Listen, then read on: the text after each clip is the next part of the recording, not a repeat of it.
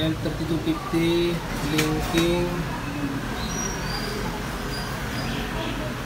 Yan, tapos ito lumalabas. Service required, kaya resita natin.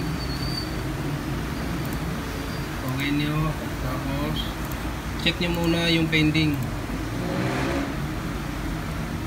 Yan, tingnan nyo. Yan, wala. Lagay natin, pupunta na tayo sa receiver. Tapos ito, receiver 3250. Yan.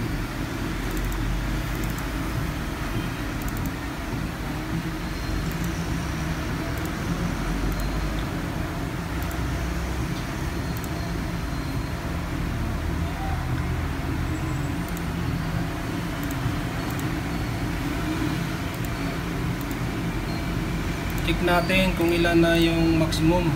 Check. Yan. Nakabot na niya. Bali, check niya ulit. Tapos yan. Turn off yung printer para mawala yung blinking. Re-restart natin kumbaga. Yan. Turn off nyo.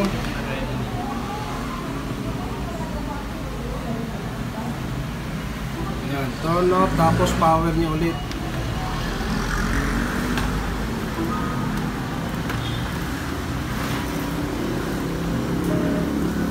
Makikita na yung nag-initialize na siya, nawala na yung blinking. Ayan. Wala na yung blinking. Ngayon mag nozzle check na tayo. Yung pwede na kayong mag-print, makakapag-print na yan. Nozzle check. Is print. Print.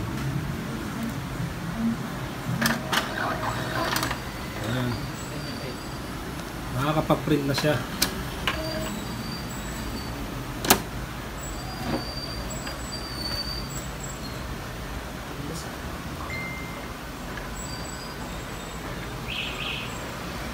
Yun, may mga laktaw lang sa print out yung yellow, kaya cleaning lang yan. Pero walang yellow.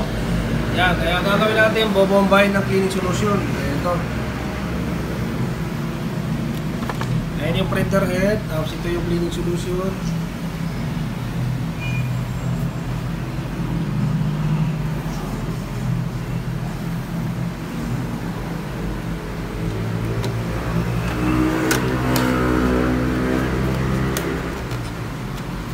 Ayan, kapuan nila. Tapos balik nyo yan, tapos mag-test print tayo.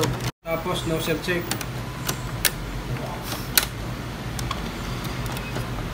Test print tayo. Hanapin mo yung ano, yan, test print, print, yan.